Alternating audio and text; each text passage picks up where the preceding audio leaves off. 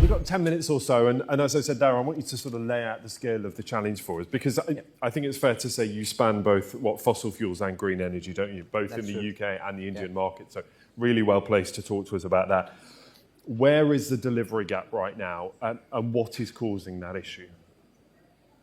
I think one is, you have to look at both the countries very differently, because the agenda of decarbonization or of the growth of the energy sector is very different for both the countries, primarily because of the maturity of the development cycle in the countries. Now, if you were to look at the UK, which is a very mature and developed economy, what they would want to do in the overall decarbonization initiatives and within the energy sector is likely to be very different than what India would like to do, because India is still in a very growth sector and there is momentum. The headwinds for growth are pretty significant.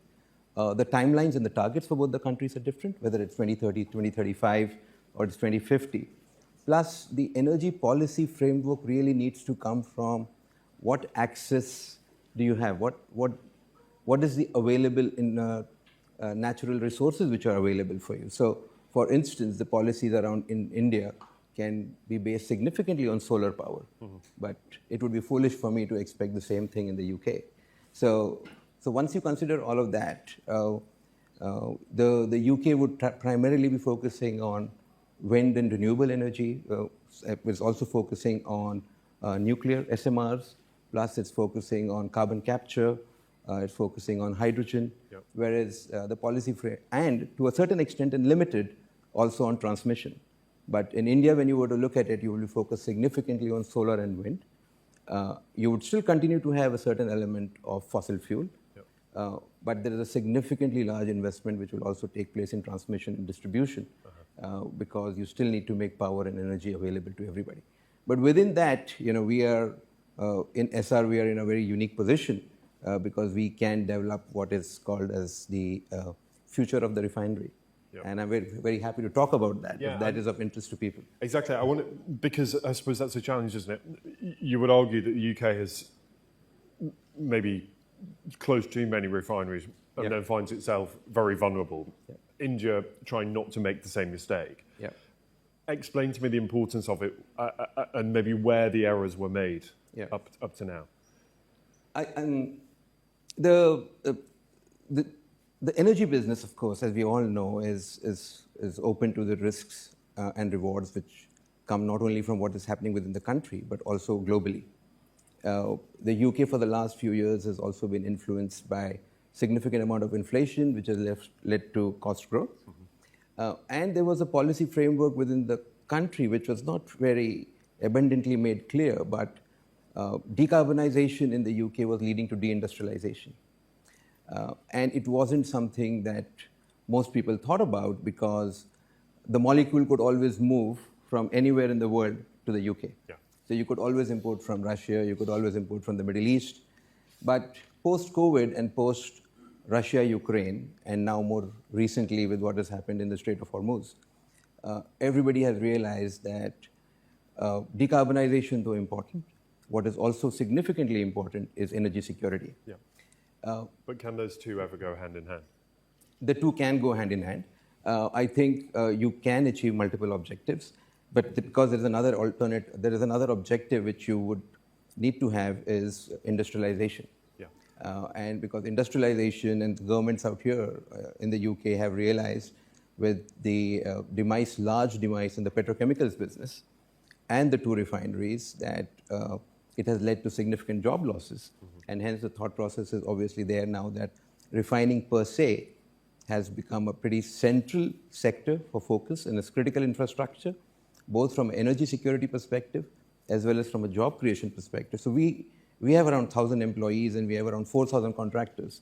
So we are a very large size business which provides a lot of employment, and similar would have been the two other refineries which have closed, and they have significant impact in the local communities when these businesses go down. So I think the realization is very much there that these businesses have to be supported, these businesses have to grow, but in order for them to sustain over a period of time, the forms need to change, and you need to decarbonize along with the opportunity to be in that sector.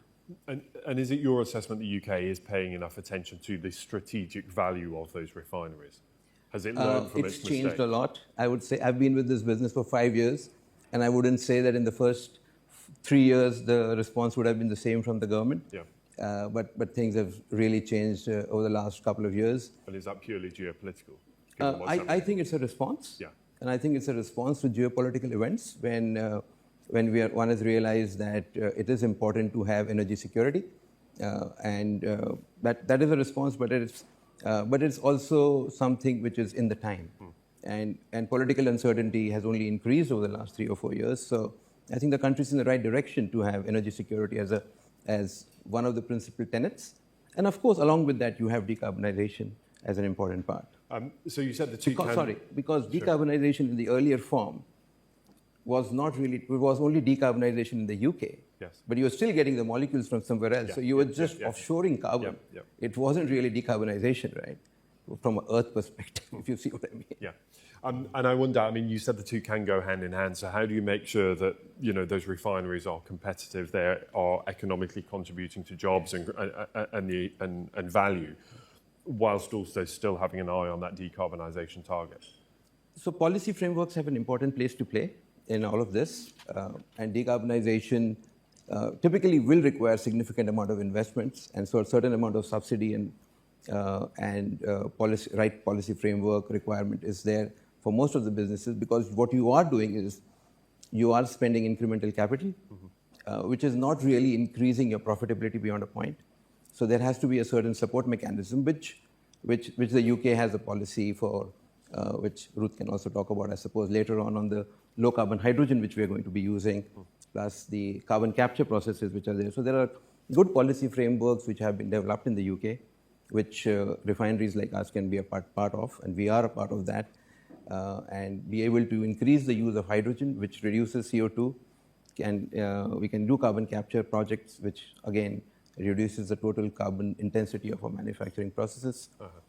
So our plans basically take us down from 2 million tons of carbon emission every year to only 1 million tons in the next 5 years. So that really is the refinery of the future, where you use processes where you electrify as many motors as you can, as many electrical equipment, rotating equipments as you can.